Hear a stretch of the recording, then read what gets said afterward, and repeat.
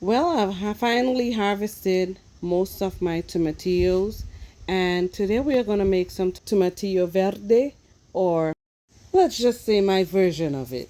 Now I have my ball canning jars right here and my hot water bath canner ready to go.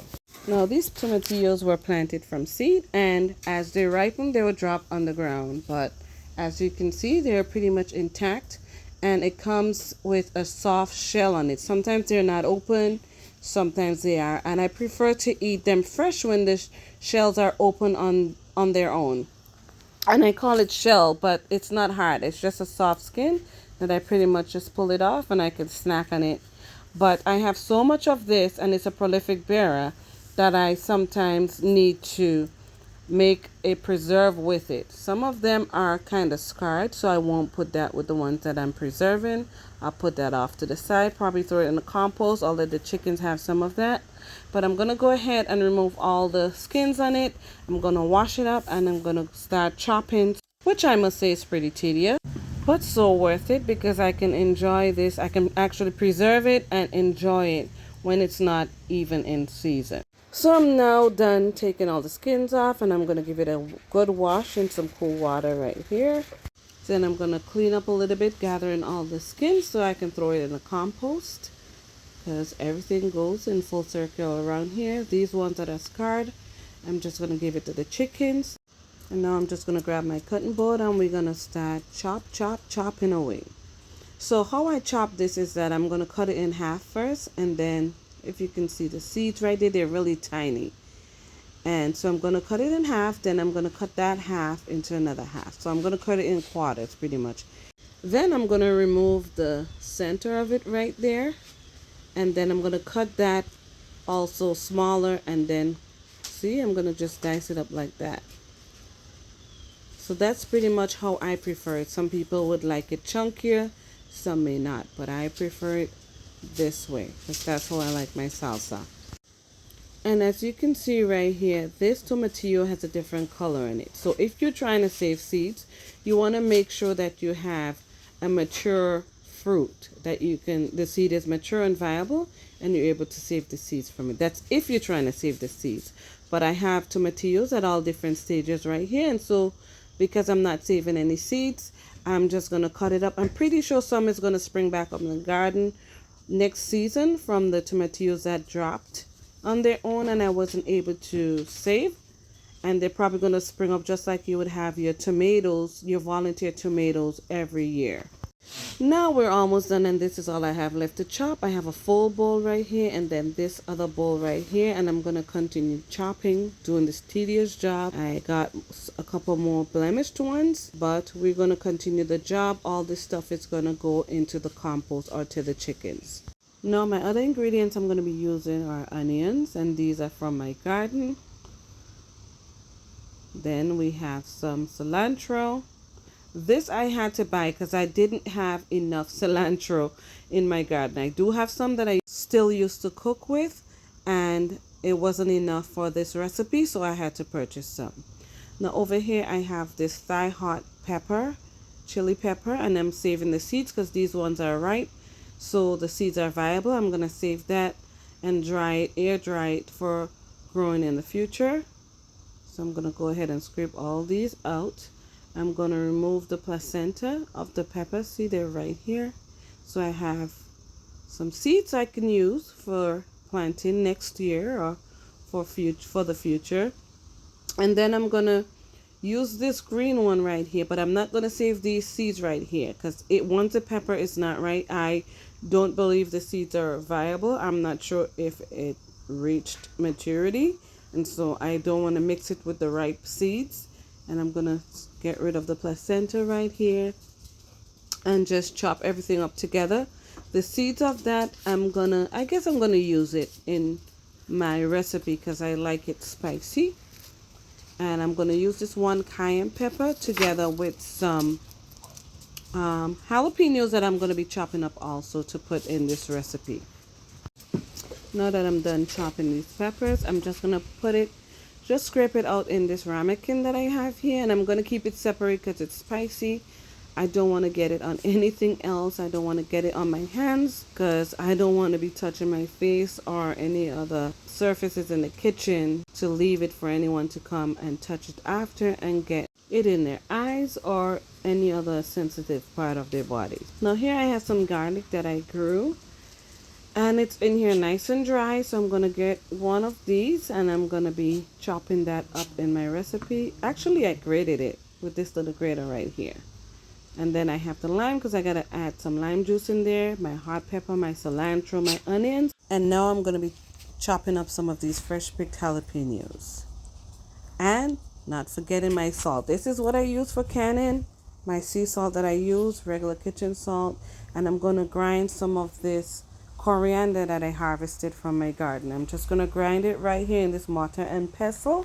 And this is what it's going to look like once it's ground finely. Now I'm going to grab my tomatillos that is already chopped. I had it covered here in this bowl.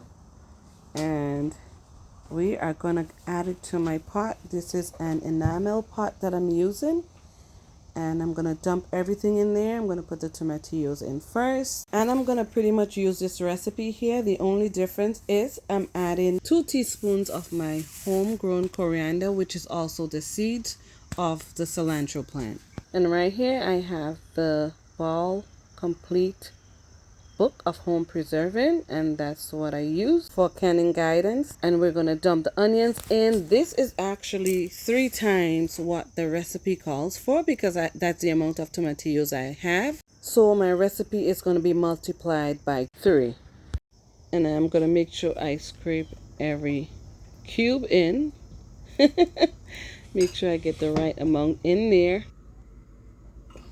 Now we're going to add my jalapenos. And with the jalapenos, I took the seeds out because I added the seeds of the Thai chili peppers in there. So it gives it a nice balance. Now we are going to add our garlic to the mix. And right in here, I have a mixture of the ground cumin.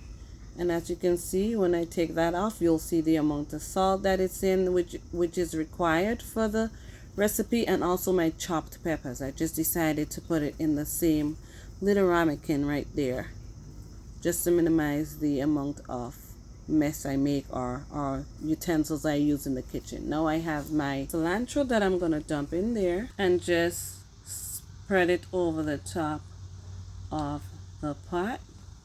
And now I'm going to put my coriander, and that's just my personal touch, my preference, but you don't want to go overboard with it because you want to stick as much as possible to the recipe. Now I'm going to add my fresh squeezed lime juice in there, and then I'm going to add my vinegar. And this is all the measurements that I prepared according to the recipe in the book, and like I said, I just added 2 more times the amount. Now that all the ingredients are in the pot, I'm just going to grab a wooden spoon right here and I'm going to give it a good stir. So what you want to do is make sure you continuously stir this, and you may see me covering it a little bit just to heat it up faster. So I'm going to stir from the bottom to the top, and I'm going to pull whatever is in the bottom to the top, and we're going to continue that way until everything is nice and juicy in there. Now I have just about 4 cups of tomatillo left in here in this bowl, so I'm going to chop it up finer to make fresh salsa. Now this is what the reduction of the tomatillos and all the seasoning and fixings looks like. And here I have my water bath canner with my jars in there. And the lids and pans are in a separate pot, but it's still hot. As you can see, the fire is still going. And everything is nice and hot when I'm ready to put it into the jar. So this is what it looks like, and it smells really, really good. It's delicious. It's seasoned really well. So now that the tomatillo is done, I am going to remove the jars from my canner using the jar lifter, and I'm going to do that one by one. Once that's done, I'm going to lower the flame, not shut it off completely, but I'm going to just lower the flame, and I'm going to grab my plastic funnel so I can funnel in the salsa into the jars. And now I have my handy debubbler, and it's a dual purpose tool with the magnet at the end so you can retrieve your hot lids and bands. Now I'm gonna fill up these pint-sized jars, leaving ½ inch of head space. And guys, if you're new to canning, or you're not thinking of canning yet, but you're a gardener, I suggest that you get into canning so that you can preserve a lot of your harvest, especially if you are a successful gardener. And whether you choose to pressure can or to water bath can, it's fine with me, as long as you're able to preserve your fruit from all that hard work you've put in the growing season. And this is all that I have left in this pot, so I measured pretty good. I made up pretty good with that, and all the jars are filled. Now I'm gonna go ahead and I'm gonna debubble these jars right here before I clean the tops of it. And all it is, you just gotta stick that little tool in there to the sides of the jar, and that way it would release any bubbles that are contained in the jar. Now before I clean the rims of the jars, I'm gonna move the water bath canner over a little bit, and I'm gonna move the pot with the hot lids closer to me. And as you can see, the fires are still going because I want to keep everything nice and hot. Now I'm gonna grab a bowl with some white distilled vinegar and a paper towel, and I'm gonna clean the rims of each jar, making sure that there's no debris when I was ladling in the salsa in the jars, making sure everything's nice and clean. Once that's done, I'm just gonna dump that extra vinegar into the water that I'm gonna be using in the hot water bath canner. It helps reduce the residue of that film that's left on the jars after you've taken it out the hot water bath canner. Now using the opposite end of the debubbler, I've placed the lids onto all of the jars, and I'm now putting the rings on, and I'm tightening it finger tight. You don't want to do it too tight, okay? So remember to do it finger tight. And then I'm gonna load all these up in the basket for the hot water bath canner, and these are pint size like I said, and I'm gonna place it in the basket. It's 9 of them total that fits in there. Without the basket, you can definitely fit a couple more of those cans. I've done it before, but first I would put like a kitchen towel at the bottom so it's not banging on each other or hitting the bottom of the hot water bath canner, because sometimes I do have more jars than would fit in the basket.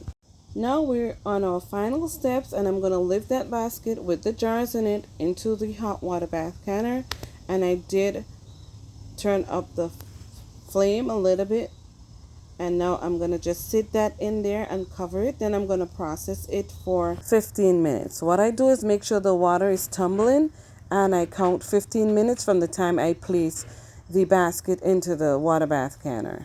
Now that I've processed the jars for 15 minutes, I turn the flame off and I remove the lid from the hot water bath canner and allow it to sit for about 5 minutes before I start removing the jars.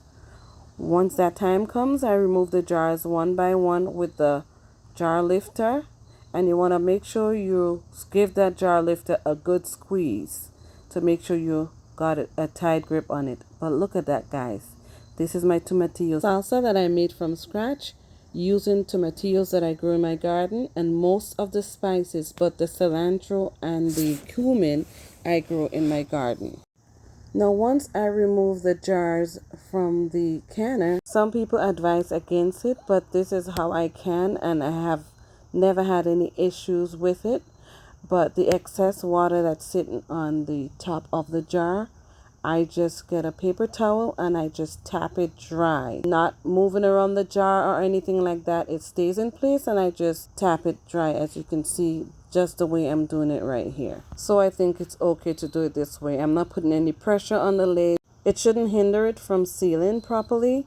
And after that, I let it sit for another 10 minutes. Then I remove the bands and I let it sit on the counter overnight. Now the following day, I would mark the date that I canned the salsa, and I would also mark the contents of the jar. And I also put it right back into the box that I purchased the jar in, because there's some protection in there. They're not going to be knocking on each other, and that way I can also pack it and stack it properly for long-term storage. So this is a 12 cell box, and I only have 9 jars of salsa verde, but I'm also going to add some tomato sauce that I canned a couple days ago and added to it probably like 4 days ago. Let's see what date, on the 8th. So this is just tomatoes that I reduced to this thick sauce, and I'm going to add it to this case right here so I can stack everything away. I hope you enjoyed this video and you learned something about canning. If you're not yet canning, I encourage you to get into it so you can save up your food. You can be more independent and not as dependent. And for those of you that don't have the space to grow your own garden, find a local, safe, and reliable stores where you can